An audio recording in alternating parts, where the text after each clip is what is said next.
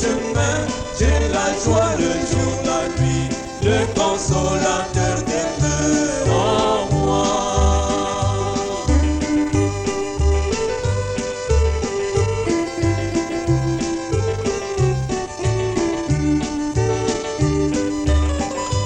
Je vivais dans le péché, n'ayant point de paix en moi, jusqu'au jour où j'y comprends Jésus mourut. Puis je tombais à ses pieds et une douce peine remplie, le consolateur demeure en moi. Il demeure, il demeure, il demeure, il demeure. Alléluia, il demeure en moi. Marchant sur les trois chemins, j'ai la joie le jour, la nuit, le consolateur demeure en moi.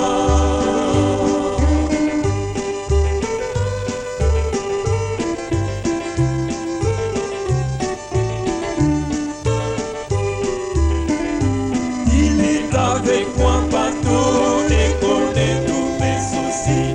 Je suis heureux et libre comme un oiseau. Le Saint-Esprit me contrôle, Jésus satisfait mon âme, le consolateur demeure en moi. Il demeure, il demeure, il demeure, il demeure. Alléluia, il demeure en moi. Marchant sur les trois chemins, j'ai la joie le jour, la nuit, le consolateur demeure en moi.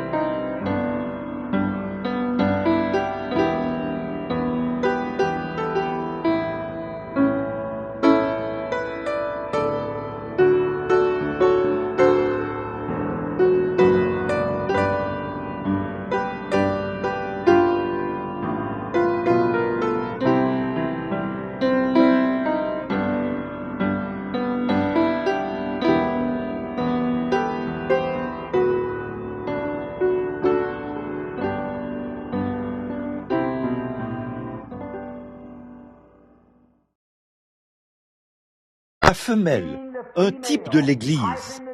Rouge, la couleur, ne pouvait pas être tachée là. Il fallait que ce soit une couleur unie. Et le rouge donne toujours, signifie la rédemption. Vous dites, le rouge signifie toujours un danger. C'est le cas pour nous devant un feu rouge. Mais c'est aussi toujours la rédemption. Ne le grillez pas. Donc, le rouge a toujours été le signe tout au long de la Bible. La prostituée Rahab a fait descendre les espions par un tissu cramoisi ou un cordon cramoisi, ce qui était le signe que Dieu permettait que sa maison ne soit pas détruite. Maintenant, remarquez, le rouge ici, cette vache rousse, devait être amenée et tuée en présence d'Éléazar. Et il devait la prendre, ses sabots et tout, et la brûler. Et pendant qu'elle était en train de mourir, il trempait ses doigts dans son sang, et il en faisait l'aspersion sur la tente. Il trempait ses doigts dans le sang, et l'on faisait l'aspersion sur la tente.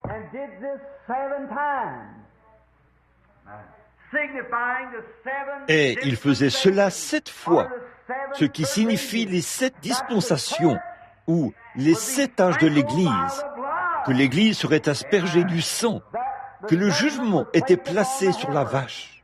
L'aspersion du sang était faite 7 fois. Le sacrifice sanglant qui faisait l'expiation, c'était là, à la place du jugement, 7 fois. Ensuite, la vache était mise au feu et réduite en cendres. Alors, chaque fois qu'Israël, cela servait à faire ce qu'ils appellent les eaux de séparation. Là, on brûlait du cramoisi, de l'hysope, on réunissait cela et on les brûlait, ce qui signifiait les dispensations de la grâce. La justification, la sanctification, le baptême du Saint-Esprit, par le bois de cèdre, l'hysope et le cramoisi. Et on les brûlait tous ensemble. Et c'est ce qui servait à faire, alors que vous continuez à lire, si vous aimeriez le lire, car en raison du temps, je ne prendrai pas le temps de le lire. Mais le chapitre 19, cela servait à faire les eaux de séparation, de sorte que si un homme avait mal agi, ou quoi que ce soit, les cendres de cette vache étaient placées sur lui, et il était séparé de sa culpabilité. S'il était impur, alors ceci était une eau de séparation, un commémoratif de génération en génération, afin de savoir que cette vache-là, une vache choisie, une vache particulière, et que le sang se tenait là, entre lui et l'Église, et que les cendres de celle-ci faisaient une séparation entre lui et sa culpabilité. Oh là là! Quand vous voyez ces choses, et que vous placez cela sur Jésus-Christ, et lorsque nous nous rendons coupables de quelque chose, nous regardons à la séparation. Celui qui s'est tenu là, au jugement, son sang a été pris de son corps et a été aspergé sur la surface de la terre, entre elle et le saint tabernacle de Dieu, afin que chaque croyant qui entre dans sa présence, qui franchit le voile de la chair, qui met de côté les choses du monde, sache que le sang fait l'expiation, les eaux de séparation. Et Dieu, par sa miséricorde, nous a lavés et séparés par le lavage de la parole par l'eau. Et il a séparé son Église des choses du monde pour qu'elle mène une vie séparée et consacrée pour vivre pour lui, en marchant sans condamnation dans ce monde actuel.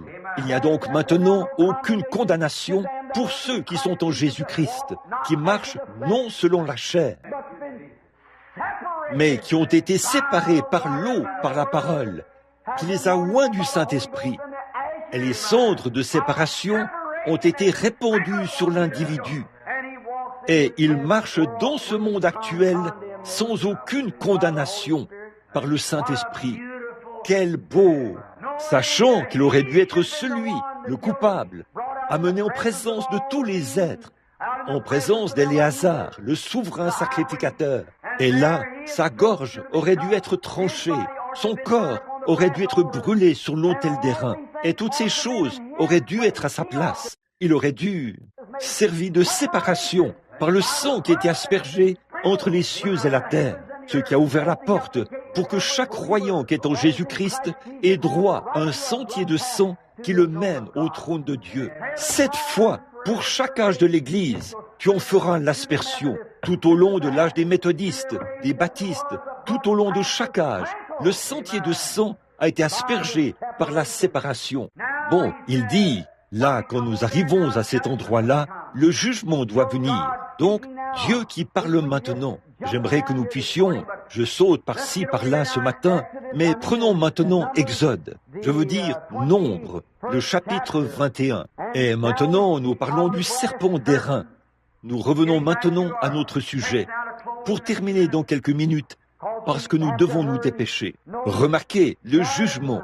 Maintenant, au chapitre 20, je crois que c'est d'abord au chapitre 20, vers le verset 7.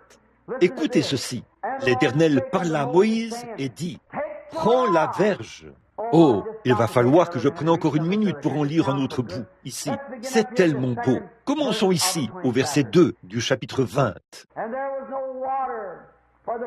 Il n'y avait point d'eau pour l'assemblée, et l'on se souleva contre Moïse et Aaron. Le peuple chercha querelle à Moïse, ou bien s'est disputé avec lui. Ils dirent, « Que n'avons-nous expiré quand nos frères devant l'Éternel ?» Quand nous avons fait venir, sortir l'assemblée de l'Éternel dans ce désert, et que nous y mourions, et notre bétail. Par conséquent, nous avez-vous fait monter hors d'Égypte pour amener sur nous et nous amener dans ce méchant lieu. Regardez, ce n'est pas un lieu où l'on puisse semer. Eh bien, les gens ne vous fréquentent pas beaucoup quand vous devenez un vrai croyant. Pas vrai? C'est un drôle d'endroit où se trouver. Très bien, pas de figuier, pas beaucoup de communion fraternelle. Personne ne veut rien avoir à faire avec vous. Ils disent, il a perdu la tête, il est devenu fou. Voyons, nous passions vraiment de meilleurs moments là-bas, dans le monde. C'est vrai, figuier, pas un lieu où il y a une vigne, ni grenadier, ni d'eau à boire. Oh, quel moment!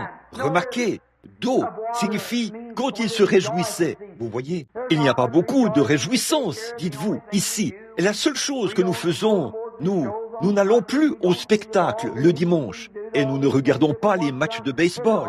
Et nous faisions toutes ces choses que nous faisions autrefois. C'est un endroit horrible ici. Maintenant, regardez bien, ils cherchaient querelle. Je ferais mieux de m'arrêter là, n'est-ce pas? Très bien. Ah, mes amis, nous arrivons au jugement, là. Remarquez, l'Éternel. C'est exactement comme ça que ça se passe. Voyez-vous, parfois ces épreuves viennent juste pour nous éprouver. Chaque fils qui vient à Dieu doit être châtié par Dieu. Et si nous ne pouvons pas supporter le châtiment, alors nous sommes des enfants illégitimes. Nous ne sommes pas les enfants de Dieu. Frère, il y a quelque chose à propos du christianisme qui fait que, quand un homme naît de nouveau, cela met quelque chose en lui qui le soutient. Là, il y a quelque chose à l'intérieur qui lui fait quelque chose. Certainement, je ne suis pas venu du côté du Seigneur ici, ou ici, juste pour passer du bon temps. Je suis venu ici parce que je l'aime. Et je dois l'aider à porter le fardeau. Jésus doit-il porter sa croix tout seul? Et le reste du monde vivre dans l'insouciance? Il y a une croix pour chacun. Il y a une croix pour moi. Pas vrai? Alors qu'est-ce que le chrétien devrait chanter? Le verset suivant. Je porterai cette croix consacrée jusqu'à ce que la mort me libère. C'est vrai. Puis je rentrerai à la maison pour porter une couronne, car il y a une couronne pour moi. Pas seulement une couronne d'or à placer sur votre tête, mais quelque chose de bien supérieur. Paul en a eu un aperçu une fois. Il a dit, l'œil n'a point vu, l'oreille n'a point entendu, et ne sont point montées au cœur de l'homme. Ces choses que Dieu a préparées pour ceux qui l'aiment. Pas une couronne d'or. Ça ne compte pas pour moi.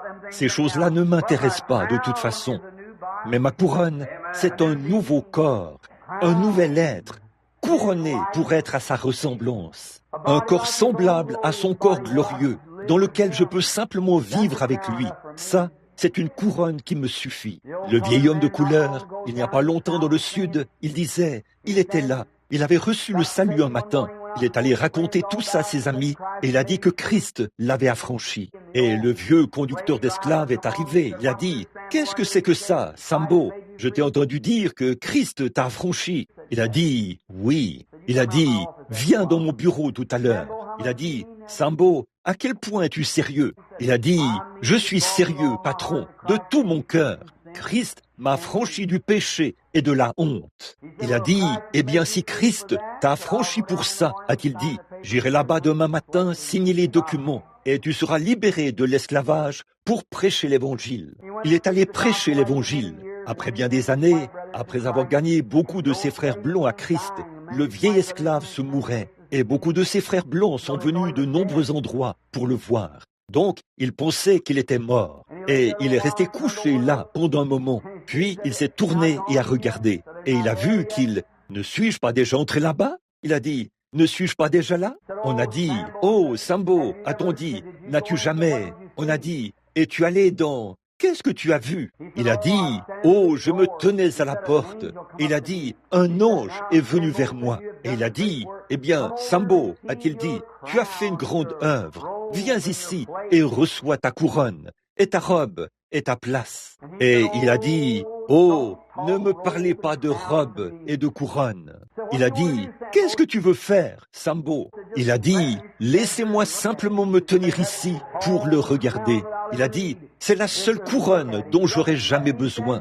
le regarder. Laissez-moi simplement me tenir ici pendant 1 million d'années et poser mes yeux sur celui qui m'a affranchi du péché et de la honte. » Je pense que c'est à peu près le sentiment de chaque croyant ce matin. Je ne veux pas aller au ciel pour porter une couronne. Je ne veux pas y aller pour porter une robe. Je veux aller là-bas pour voir celui qui m'a aimé et qui m'a racheté alors que j'étais complètement perdu et que j'étais dans le monde, et qui m'a lavé, renouvelé et fait de moi une nouvelle créature dans sa présence. C'est lui que je veux aller voir.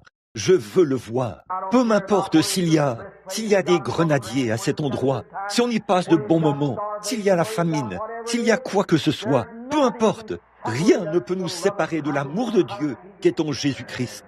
Je crois que c'est la question des jugements ce matin, des choses que les gens font. Et souvenez-vous, mes amis, le seul moyen pour vous d'avoir cela ce matin, quelqu'un a pris votre place. Dieu a tant aimé le monde qu'il a donné, a placé tous ces grands jugements sur lui. Regardez là, ce rocher, quand il les a appelés là-bas, devant le rocher, ils ont frappé le rocher et il y a eu un creux sur le côté du rocher. Or, ce bâton qui était dans la main de Moïse n'était pas le bâton de Moïse, c'était le bâton de Dieu. C'était la verge du jugement de Dieu. Observez comment il a jugé Israël avec cette verge. Il est allé là-bas et Moïse a tendu la verge. Des mouches sont arrivées. Il a tendu la verge, des ulcères sont apparus. Et le jugement était déversé sur l'Égypte à cause de ce bâton du jugement. C'était le jugement de Dieu qui était dans le bâton. Et remarquez ce jugement. Quand la sécheresse a frappé le rocher et qu'il y a eu un creux dans le rocher, ce rocher, c'était Jésus-Christ. Et tout le jugement que vous auriez dû recevoir, chacun de vous, les croyants, ce matin, tous les jugements que vous auriez dû subir, toute la condamnation et toutes les fois où vous vous êtes éloignés, toutes les choses déplaisantes que vous avez faites, Dieu, dans son amour, a frappé toutes ces choses sur son Fils, Jésus-Christ. Et il a été frappé sur le côté comme le rocher l'a été. Et du rocher est sorti de l'eau, et un peuple qui périssait, qui mourait de soif, a vécu parce que le bâton du jugement de Moïse, ou le bâton du jugement de Dieu dans la main de Moïse, livré sur le côté du rocher, cela a donné la vie à l'assemblée qui se mourait. Quel bel accomplissement, là, ce matin. Dieu a tant aimé le monde, les impies, les personnes qui ne sont pas aimables, qu'il a donné son Fils unique, afin que quiconque croit en lui ne périsse point. Mais le jugement, j'aurais dû mourir pécheur, vous auriez dû mourir pécheur. Nous ne sommes pas dignes du ciel. Il n'y a rien que nous puissions faire qui puisse nous rendre dignes. Regardez simplement comment nous l'avons traité. N'avez-vous pas un peu honte ce matin? J'ai honte. La façon dont nous l'avons traité. Et pourtant, dans sa miséricorde, Dieu a pris tous mes péchés et les a placés sur son Fils. Et là, le jugement a tranché son côté en deux, a enfoncé la couronne sur sa tête, et les larmes, les crachats et tout, qui coulaient sur son côté. Il a payé le prix, afin que vous et moi n'ayons jamais à subir le jugement. Je pense à ce petit cantique. Oh, quel amour précieux le Père a eu pour la race déchue d'Adam. Il a donné son Fils unique pour qu'il souffre et nous rachète par sa grâce. Vous le voyez suspendu sur le mont du Calvaire, souffrant là dans de pénibles douleurs, criant « Élie, Élie, Père, pourquoi m'as-tu abandonné ?» On a dit, il a été abandonné dans la vie, a été abandonné dans la mort, et toute la colère de Dieu s'est déversée sur lui, et il a subi nos jugements. Et Dieu, il a pris nos jugements et les a emportés dans un lieu isolé, dans les régions de l'au-delà. Et les lois de Dieu ont condamné et y ont placé les damnés. Et il a emporté nos péchés là-bas. Et il est ressuscité le matin de Pâques pour notre justification. Il est maintenant là, dans la personne du Saint-Esprit, pour sauver chaque pécheur perdu dans le monde. Prions.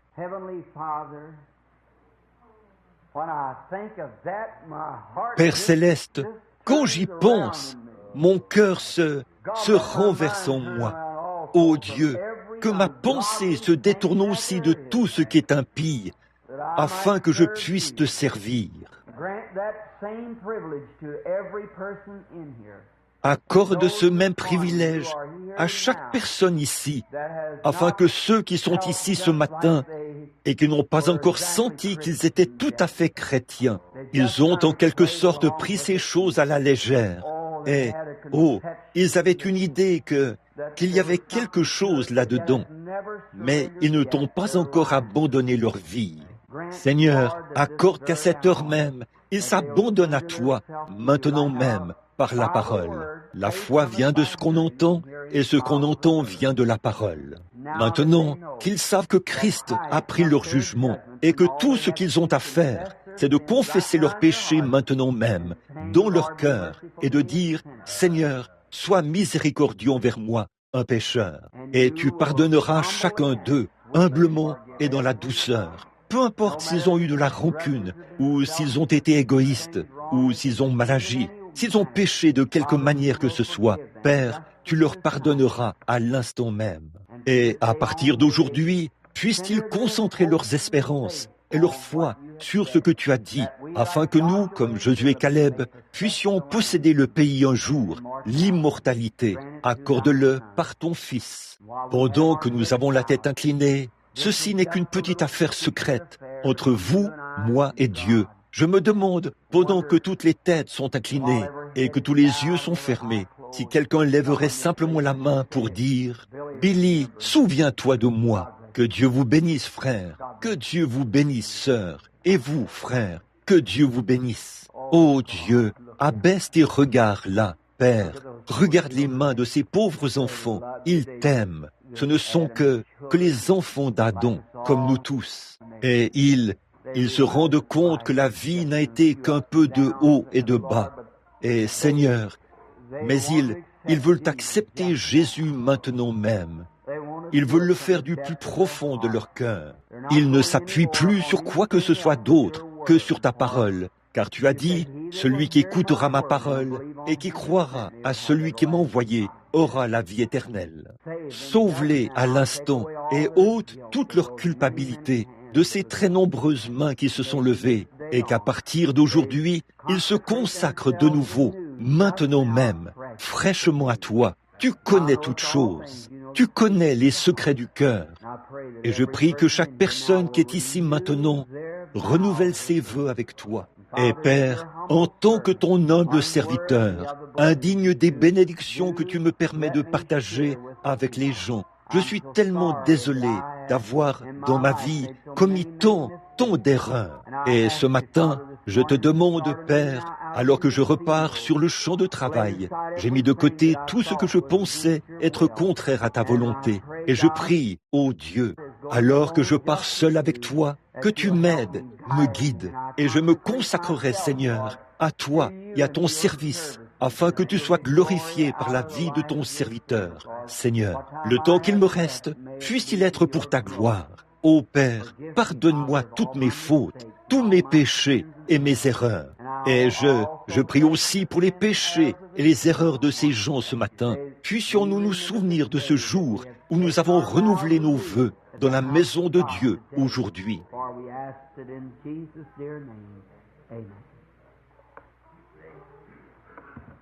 Car nous le demandons au nom bien-aimé de Jésus. Amen. J'ai un petit cantique que j'aimerais que vous chantiez tous avec moi, si vous le voulez bien. Beaucoup d'entre vous s'en souviennent. J'irai jusqu'au bout. Avez-vous déjà entendu chanter ça? Très bien. Chantons-le ensemble, même sans musique, si nous le pouvons maintenant. I'm going through, yes, I'm going through. I'll pay the price, whatever others do. I'll take the way with the Lord despise you. I'll start with you, Jesus. I'm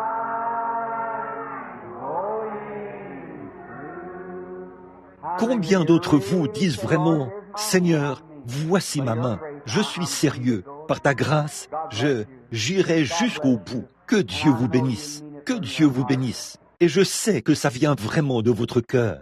Et maintenant, laissons de côté chaque petite chose. Et à partir d'aujourd'hui, non pas dire, Seigneur, je veux que tu donnes quelque chose de spécial. La seule chose que Seigneur, sur ta parole, Seigneur, je viens, me voici, et j'irai jusqu'au bout avec toi. Que le Seigneur vous bénisse. Maintenant, je pense que nous allons maintenant avoir, avant de passer à... Y a-t-il quelqu'un qui est ici pour qu'on prie pour lui, dont le corps est malade? Levez votre main s'il y a des gens pour qui on doit prier. C'est très bien. Juste avant que nous le fassions, avant que je l'oublie, là je crois, alors qu'il... Avez-vous un rapport de l'école du dimanche? Donnez-vous un rapport de l'école du dimanche? Très bien. La prochaine chose, alors, ce serait... Je crois que c'est l'offrande de l'école du dimanche. J'avais oublié ça. Est-ce que les anciens s'avanceraient? Teddy, viens au piano, si tu le veux bien. And let the elders come forward for the Sunday school offering at this time. Et que les anciens s'avancent maintenant pour l'offrande de l'école du dimanche. Ensuite, nous aurons le service de guérison dans quelques instants. Et maintenant, courbons la tête un instant. Notre bienveillant Père Céleste, tu nous as enseigné dans la parole que chacun met à part selon la prospérité que Dieu lui a accordée, afin que le premier jour de la semaine, quand nous nous réunissons, que nous apportions notre dîme et nos offrandes dans ce lieu, ta maison, et nous te remercions pour le privilège que nous avons de t'adorer de cette manière, qui est bien peu de choses. Mais nous te remercions pour cela, Père, et c'est avec des cœurs reconnaissants que nous venons donner ce matin. Bénis tous ceux qui donnent, qui ont de quoi donner, et bénis ceux qui n'ont pas de ces substances naturelles à donner. Nous te prions de leur donner des substances naturelles en abondance, en tant que tes intendants. Aide-nous à veiller sur cela de la bonne manière, afin que ce soit dépensé pour la bonne chose. Nous demandons ceci au nom de Christ, ton Fils. Amen.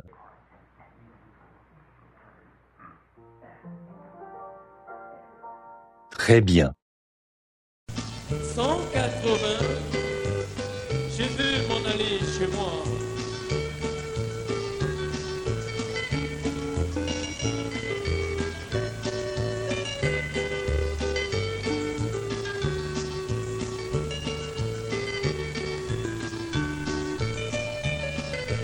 Je voudrais m'en aller au-delà du Jourdain. Je veux m'en aller chez moi. Chez moi c'est la fête, ma joie est éternelle. Je veux m'en aller chez moi.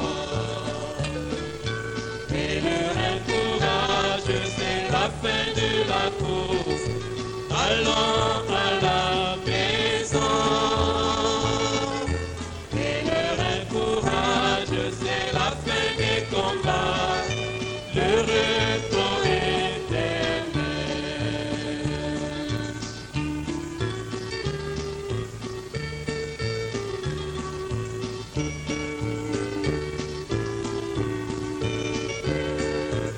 Je voudrais goûter les délices de chez moi, les délices de Canaan.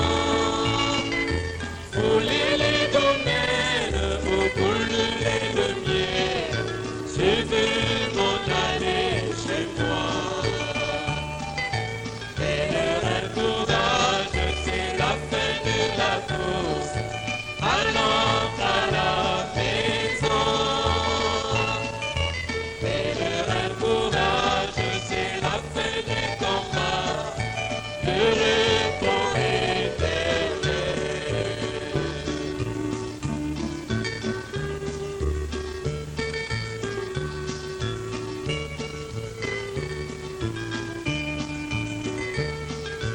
Comme une colombe, je voudrais m'envoler là-haut vers le beau pays. Affronter l'orage, nuages et tempêtes, je veux m'en aller chez moi.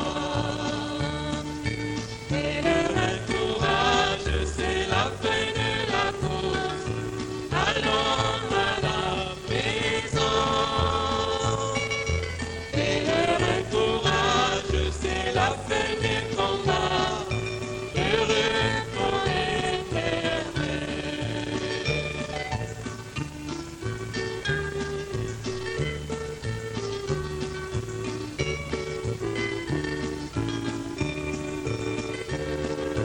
Et tout le repos, loin de la Odyssée, là-haut à la maison. Avec notre époux, ma joie est éternelle, je veux m'en aller chez moi. Et le courage, c'est la fin de la course, allons à la maison. Et le courage, c'est la fin des combats, le repos éternel. Et le courage, c'est la fin de la course, allons à la maison. Et le courage, c'est la fin